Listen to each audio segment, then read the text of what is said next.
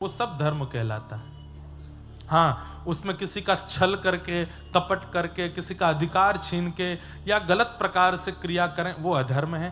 पर आप बिल्कुल व्यवस्थित होकर के अपना जीवन जी रहे हो तो आपका पूरा जीवन धर्म है। पर इस संसार में रहने के लिए और यहां तक की सीमा पर व्यवस्थित होने के लिए जो कर्म है वो धर्म, पर भगवत प्राप्ति के लिए जो आप कर्म करते हो वो परम धर्म है। श्रीमद् भागवत जी परम धर्म सिखाती है। इस संसार में तो रह लिए, यहां तो सब कर लिया, सब कमा लिया, खा लिया। ठाकुर जी ने श्रीमद् भगवत गीता के माध्यम से धर्म और परम धर्म दोनों बातें बताई हैं, संसार में कैसे रहना और मेरी प्राप्ति कैसे करनी। पर श्रीमद् भागवत तो केवल परम धर्म का उपदेश देती हैं। भगवत प्राप्ति कैसे हो, भगवत सन्निधि कैसे प्राप्त हो। कथा आप लोग सुन रहे हैं, ये धर्म नहीं है, ये परम धर्म है। यहां जो आप लोग बैठ करके ये पूरा प्रसंग श्रवण कर रहे हैं, ये धर्म का स्वरूप नहीं है, क्योंकि यहां आप जीवन जीने की कला नहीं सीख रहे हो, यहां भगवत प्राप्ति की कला सीख रहे हो। जीवन जीने की कला बीच बीच में हम वो भी बताते हैं, बीच बीच में आचार्यों की वाणी से वो भी सिद्ध करते हैं कि जीवन कैसा हो, पर यहां पर मूल रूप से एक ही बात प्रस्तावित की जाती है कि भगवत प्राप्ति कैसे हो, वो परम धर्म है। इस लोक में रहने के लिए जो क्रियाएं हैं वो धर्म है, और परलोक की प्राप्ति के लिए, वृंदावन की प्राप्ति के लिए, ठाकुर की प्राप्ति के लिए जो क्रिया है वो परम धर्म है। श्रीमद् भागवत परम धर्म का बीज बोती है। अब ये भी बात समझने की, बीज बोती है, बीज बो दिया गया, लेकिन वो बीज पुष्पित हो, फलित हो, वृक्षित हो, वृहद हो, ये काम आपका है। इन 7 दिनों में जुताई और बुवाई हम कर देंगे, लेकिन 8वें दिन से वो जो बीज भीतर गया है वो बड़ा होकर के वृक्ष बने, पुष्पित, फलित और सुगंधित हो, ये आपकी जिम्मेवारी है। कथाएं तो बहुत होती हैं कलकत्ता में, हर महीने 2 महीने में एक श्रेष्ठ व्यास कलकत्ता में होते हैं, इतनी कथाएं करते हैं। मतलब जुताई बुवाई तो खूब हो रही है, पर हमारी हृदय रूपी धरा कैसी है इस पर निर्भर करता है कि पेड़ उगेगा कि नहीं। हृदय रूपी धरा में खाद कैसी पड़ी हुई है, उससे पता चलेगा कि भाई बीज पुष्पित, फलित और वृक्षित होगा कि नहीं। कई जगह जमीन इतनी ज्यादा योग्य नहीं होती, तो वहां कितने भी बीज बो दो वहां वृक्ष उगता ही नहीं है। तो वहां पर खाद डाली जाती है, थोड़ा अच्छा किया जाता है, वहां की जमीन को थोड़ा उपजाऊ बनाया जाता है, तब जाकर के वो पुष्पित होती है। वहां पर कोई भी बीज डाला जाए वो फलित हो जाता है। पर आजकल हमारे राष्ट्र में, चाहे पूरे विश्व में, लोगों की हृदय रूपी जो धरा है वो बांझ हो गई है, उसमें ज्यादा पेड़ उगते नहीं है। बीज तो बहुत बोए जाते हैं, लेकिन उनसे कोई मिलता नहीं। कई बार हमने ही देखा, कथा सुन के गए हैं, कथा सुनने के बाद ही वो ये सब करने लगे जिनके लिए कथा में मना किया गया, जिनके लिए कथा में रोका गया। लड़ रहे हैं, झगड़ रहे हैं, छल कर रहे हैं, कपट कर रहे हैं। अभी एक जगह मेरी कथा थी, तो वहां एक माता जी मुझसे बोली, महाराज जी मैं जितनी देर कथा सुनती हूं और जितनी देर पंडाल में होती हूं, उतनी देर मुझको सब याद रहता है आपने क्या कहा, और घर आती सब भूल जाती हूं, सब चला जाता है दिमाग से। घर में लड़ाई झगड़ा होता है तब भी मैं लड़ लेती हूँ, बाद में याद आता है आपने तो कथा में बोला था ऐसे ऐसे नहीं करना, ये नहीं करना, वो नहीं करना। मैंने कहा ये कलयुग का प्रभाव है। कलयुग हमारे हृदय को व्यवस्थित होने नहीं देता। पर कथा यहां याद रखने का विषय नहीं है, हमारे जाने के बाद याद रखने का विषय है कि क्या बोल के गए हैं, क्या समझा के गए हैं, क्या बता के गए हैं, वो चित्त में रहे। ज्ञान जब दिया जाता है तब सब स्वीकार करते हैं, पर उस समय स्वीकार नहीं, उसको तो ज्ञानी के ज्ञान का विश्राम हो जाए उसके बाद लागू करना है, तभी तो उसका लाभ है। अब आप क्लासरूम में तो बहुत अच्छे से बैठते हो जब टीचर पढ़ाते हैं, लेकिन एग्जाम में आके, क्लास में तो मुझे सब याद था पर ये एग्जाम पेपर आते ही भूल जाता हूं मैं, तब तो फेल हो ही जाना है। ये क्लासरूम है और यहां से बाहर जाते ही आपका एग्जाम शुरू होता है। ये बातें वहां याद रखनी है, यहां याद रखने की आवश्यकता नहीं। यहां तो केवल उसको नोट डाउन करते जाओ और बाहर जाती उसको लागू कर दो। तो श्रीमद् भागवत परम धर्म का विषय है, धर्म का नहीं, परम धर्म। ठाकुर जी कैसे मिले, भगवत प्राप्ति कैसे हो, जीवन का उद्धार कैसे हो, कल्याण कैसे हो, उसका जो विषय प्रतिपादित करे वो भागवत। दूसरी बात, बहुत सावधानी से सुनिएगा, श्रीमद् भागवत के परम धर्म के विषय को किस प्रकार के लोग स्वीकार कर पाते हैं, तब कहते हैं निर्मत्सराणाम सताम, जिनके जीवन में मात्सर्य दोष नहीं है। मात्सर्य दोष किसको कहते हैं? जो दूसरे के सुख से दुखी होते हैं। आज की डेट में संसार में सबसे ज्यादा लोग इसी श्रेणी के हैं, अपने दुख से दुखी नहीं है। मुझे बुखार आ जाए चलेगा, मुझे खांसी हो जाए चलेगा, पर वो ठीक नहीं रहना चाहिए, उसको भी बीमार करो। मैं निर्धन हो गया, मेरा व्यापार ठप हो गया, चलेगा, कोई बात नहीं, पर उसका क्यों चल रहा है, इस बात से पीड़ित हैं, इस बात से दुखी।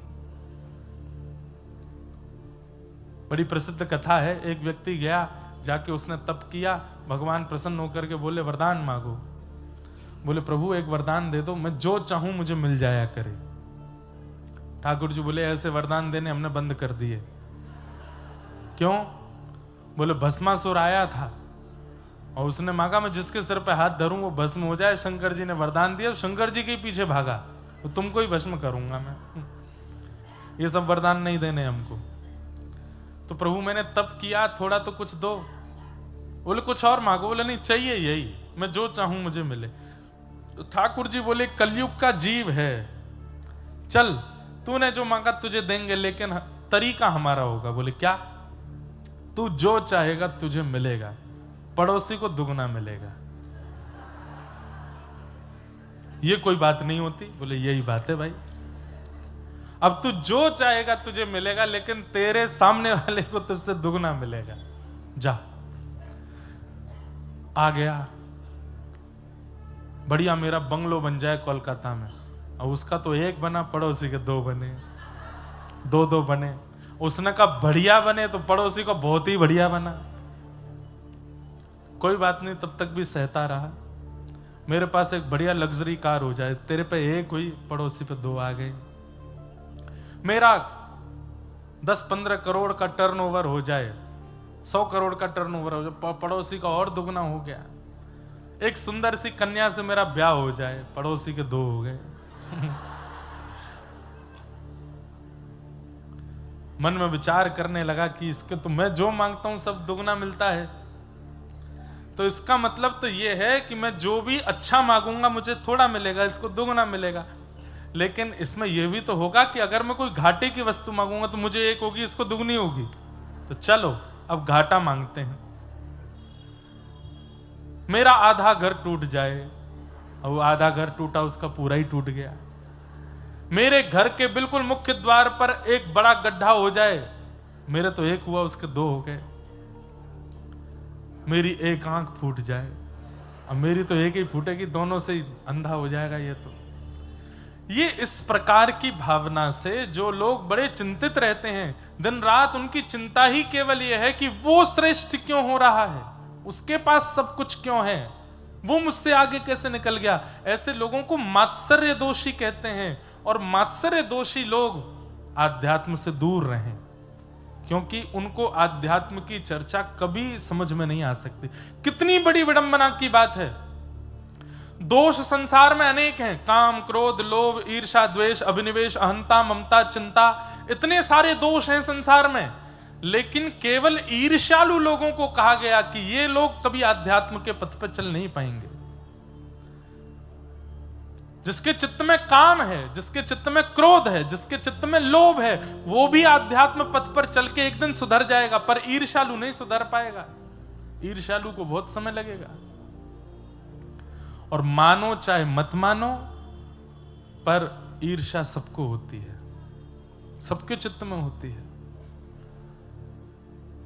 कोई अभिमानवश नहीं कहेंगे हम व्यासपीठ पर बैठ गए कि हमारे चित्त को भगवान ने शुद्ध रखा। ठाकुर जी सदा रखें, पर ईर्ष्यालु बहुत लोगों को होती है। और ये ईर्ष्या भगवत प्राप्ति में सबसे बड़ी बाधा। इतनी बड़ी बाधा काम भी नहीं है, इतनी बड़ी बाधा क्रोध लोभ भी नहीं है, जितनी बड़ी बाधा ईर्ष्या है। एक प्रकार से अगर मैं कह दूं तो कोई अतिशयोक्ति नहीं, ईर्ष्या एक ऐसा रोग है कि उसके लगते ही काम रोग भी लगता है, क्रोध रोग भी लगता है, बाकी के सारे रोग भी आते हैं। अगर आप सारे रोगों से ग्रसित हो तो इसका मतलब आपके अंदर ईर्ष्या भी है, तभी सारे रोग आए हैं। और ईर्ष्या यदि ठीक हो गई तो धीरे धीरे सारे रोग ठीक होने शुरू हो जाएंगे। काम भी चला जाएगा, लोभ भी चला जाएगा, मोह भी चला जाएगा, चिंता भी चली जाएगी, अहमता भी चली जाएगी। ईर्ष्या को ठीक करो। हम तो कहते हैं कथा में कि जिससे ईर्ष्या होती है उसका चिंतन करो। अभी किससे होती है ईर्ष्या? कलकत्ता में कौन है जिसको देख के आपको अच्छा नहीं लगता? उसका चिंतन कर लो एक क्षण के लिए, और फिर 7 दिन कथा सुनो। 7 दिन बाद फिर से उसको याद करना, और याद नहीं उसके पास ही चले जाना, उसको जाके सामने से देखना। अगर तब भी ईर्ष्या हुई तो फिर एक कथा और सुनो, और तब ईर्ष्या नहीं हो तो समझना कि कथा ने चित्त को परिवर्तित किया। ठाकुर जी ने हमको देख लिया, तभी ईर्ष्या नहीं हो रही है। ईर्ष्या दोष जिसे कहते हैं मात्सर्य, ये मात्सर्य दोष ठाकुर जी को प्रिय नहीं लगता। निर्मत्सराणाम सताम वैद्यं वास्तवमत्र वस्तु शिवदम। आपकी बंगाल की भूमि को जैसे चैतन्य महाप्रभु ने सुशोभित किया, ऐसे ही आपकी बंगाल की भूमि को सुशोभित किया हमारे कविराज, जिन्हें कविराज कह दूं तो कोई अतिशयोक्ति नहीं, बल्कि छोटा है कविराज भी, श्री जयदेव महाप्रभु। वे भी इसी बंगाल की भूमि पर जन्मे, बाद में फिर उड़ीसा जगन्नाथ प्रभु के चरणों में चले गए। अच्छा, जगन्नाथ जी का भी यश गायन करने वाले चाहे चैतन्य महाप्रभु हों चाहे जयदेव महाप्रभु हों, सब आए बंगाल में, बंगाल से गए महाप्रभु जी के पास। जयदेव महाप्रभु जिन्होंने गीत गोविंद रचना की, और गीत गोविंद रचना करने के बाद में महाप्रभु जी को आज तक, मैं एक कथा में कहीं कह रहा था, इतना बड़ा प्रेमी आपने दुनिया में नहीं देखा होगा जितने बड़े प्रेमी हमारे महाप्रभु जगन्नाथ जी। कोई प्रेमी होता है ना, उसके प्रिय प्रेमी ने, प्रेमिका ने या प्रेमी ने उसको कुछ प्रिय वस्तु दी, तो प्रिय वस्तु को वो संभाल के रखता है। कितने दिन संभाल के रखता है? लोग उसको क्या कहते हैं, प्रिजर्व करके रख लेते हैं। कहीं बुक के नीचे दबा के रख लेंगे, अलमीरा में बंद कर देंगे, लॉकर में रख देंगे, पर रोज उसको खोल खोल के देखे ऐसा प्रेमी दुनिया में कोई नहीं हुआ। केवल जगन्नाथ महाप्रभु हैं। आज भी 1000 वर्ष हो गए हैं लगभग जयदेव महाप्रभु को आए पृथ्वी पर, आज भी जयदेव महाप्रभु के द्वारा विरचित गीत गोविंद को हृदय से लगा के सोते हैं रात में। आज भी गीत गोविंद का पाठ सुने बिना महाप्रभु जगन्नाथ जी को नींद नहीं आती। अरे कोई हमको रोज दाल भात खिला दे तो हमारा भी 4-5 दिन में मन भर जाएगा। मुझे संदेश बहुत प्रिय लगता है, पर मुझे भी अगर रोज कोई खिलावे, सुबह संदेश, दोपहर में संदेश, रात को संदेश, फिर नाश्ता में संदेश, ब्यारू में संदेश, बाल भोग में संदेश, रात में, अब मैं कहूंगा भाई बस से मैं ही संदेश है जाऊंगा थोड़े दिन में। लेकिन जयदेव महाप्रभु के गीत गोविंद को आज भी, और हृदय से तो लगाते हैं, अपने अधर तक लेके आते हैं महाप्रभु जगन्नाथ जी, अपने अधर तक लगाते हैं। जगन्नाथ महाप्रभु सो ही नहीं सकते जब तक गीत गोविंद उनके हृदय से ना लगाया जाए, पूरे तन पर लपेट करके पहनाते हैं। ऐसे जयदेव महाप्रभु की विरचित गीत गोविंद। तो कहते हैं कि उस काल में गीत गोविंद की इतनी प्रसिद्धि हो गई, जहां कहीं भी कोई गीत गोविंद गाता था उसको महाप्रभु जगन्नाथ जी का अनुभव होने लगता था। कोई बंगाल में बैठ करके गीत गोविंद गाने, ये तो आज भी होता है, पर आजकल हमारी अनुभव करने की क्षमता चली गई है। आज भी अगर मैं अभी भी गीत गोविंद गाना शुरू करूं व्यास मंच से, महाप्रभु जगन्नाथ जी 1 सेकंड के लिए सही इस पंडाल में आ जाएंगे, 1 क्षण के लिए आएंगे। और जब वो आएंगे या तो किसी के रोए खड़े हो जाएंगे, या किसी के नेत्र सजल हो जाएंगे, या किसी का मन शांत हो जाएगा, किसी का विषाद दूर हो जाएगा। ऐसे अनुभव के रूप में महाप्रभु जी आएंगे और मैं गाऊंगा 2 पंक्ति, देखना अनुभव होगा आपको। लेकिन जब जयदेव महाप्रभु ने गीत गोविंद की रचना की तो किसी ने उनसे भी चिड़न कर ली उस समय पर, क्योंकि जिसको देखो वो गीत गोविंद गा रहा है। तो एक और कवि थे, उन्होंने गीत गोविंद अपना लिखा और उसके नाम गीत गोविंद लिख दिया, और वो पूरी दुनिया से लड़ने लगे। इस बात के प्रस्ताव पर राजा के पास भी पहुंच गए कि इनका गीत गोविंद श्रेष्ठ नहीं है, मेरा श्रेष्ठ है। राजा भी थोड़ा थोड़ा उनके रुझान में आने लगा कि हो सकता है इनका गीत गोविंद अच्छा हो। लेकिन गीत गोविंद किसका अच्छा है ये निर्णय तो महाप्रभु जगन्नाथ करेंगे ना। महाराज, जब ईर्ष्यावश जयदेव महाप्रभु से ईर्ष्या करके किसी ने अपनी गीत गोविंद की रचना की तो महाप्रभु जगन्नाथ जी उसके स्वप्न में नृसिंह बन के पहुंच गए और जाकर के बोले, तुझे मेरे गीत गाने, तू गा, तुझे मेरा गुणगान गाना है, तू अपनी शब्दावली में गा, मुझे अच्छा लगेगा। लेकिन मेरे जयदेव ने जो गीत गोविंद लिखा है उसकी पहुंच कोई और नहीं कर सकता। तुम अपने गीत गोविंद को अभी समुद्र में बहा के आओ, वो गीत गोविंद श्रेष्ठ नहीं है। गीत गोविंद तो जयदेव महाप्रभु का है। ठाकुर जी ईर्ष्यालुओं को स्वीकार नहीं करते। हजारों बार गीत गोविंद का पाठ कर चुके हैं, पर आज भी जब गीत गोविंद गाते हैं तो रोंगटे खड़े होते हैं। आज भी नेत्र अंदर ही अंदर हिलोरें लेता है, मन रूपी मयूर नृत्य करने लगता है। इससे ये प्रमाण है कि गीत गोविंद ठाकुर जी ने स्वीकार कर लिया है। इसलिए जितनी बार उसका आस्वादन करोगे उतनी बार अच्छा। हमने एक बार कथा में एक बात बताई, हमारे व्रज के एक संत हैं, वो नित्य ठाकुर जी के लिए नई नई सामग्री बनाते हैं और सामग्री बना के ठाकुर जी को भोग लगाएंगे। फिर उसके बाद जब सबको बांटते हैं ना तो ये नहीं कहते कैसो बनो है, या में राम रस कैसो है, या में चीनी कैसी है, गुड़ कैसा है, ना, आपको देते समय बोलेंगे पाके बताओ ठाकुर जी ने भोग लगाया कि नहीं। देखो पूछने का तरीका देखो, क्या पूछते हैं। माताएं घर में भोजन बनाती है, बच्चों को, पति को पवाएंगे, पूछेंगे बताओ नींबू ठीक है ना, नमक ठीक है ना, मिर्च ज्यादा तो नहीं है, अच्छा बनाया ना, स्वाद अच्छा है ना। पर वो महाराज जी क्या पूछते हैं, पाके बताओ ठाकुर जी ने भोग लगाया कि नहीं। एक बार मुझे कुछ दिया उन्होंने, तो मैंने जैसे पाया तो मैंने की, मुझसे बोले ठाकुर जी ने पायो कि नहीं। मैंने की नहीं बाबा बढ़िया है, पायो ना, अभी ना पायो। फिर दूसरी सामग्री लेके आए, वो दी, अब बता पायो कि नहीं। मैंने फिर पाया, मैंने हाँ बाबा पायो ना, अभी नहीं पायो। तीसरी सामग्री जैसी उन्होंने दी तो जैसी मैंने पाया, पता नहीं क्यों सहजता से मेरे नेत्र बंद हो गए। मैंने कहा बोला हाँ अब पायो, ये ठाकुर जी ने पायो है। बोले लाला जामे तू बोल के बता दे कि ठाकुर जी ने पायो, समझो नहीं पायो। जामे तू बोलना ही भूल गए हो, समझो कि वो ठाकुर जी ने पायो। कैसी कैसी लोगों की भावना, हम कहां हैं, इन लोगों के पास आसपास भी नहीं है हमारी स्थिति। जयदेव महाप्रभु के द्वारा लिखे गए गीत गोविंद की अष्टपदियां एक नहीं अनेक हैं। ये तो हम केवल एक गाते हैं। ये देखो हम हर कथा में गीत गोविंद की किताब रखते ही हैं साथ में, खूब सारी अष्टपदियां कभी गा ही नहीं पाए, इतनी सारी हैं। ठाकुर जी को सब प्रिय हैं। मैंने एक बार अपने गुरुदेव से आज्ञा ली थी कि मैं प्रवचन करूं क्या, तब हमारे गुरुदेव ने कहा सब पे प्रवचन करो, गीत गोविंद पे मत करना। मैंने क्यों?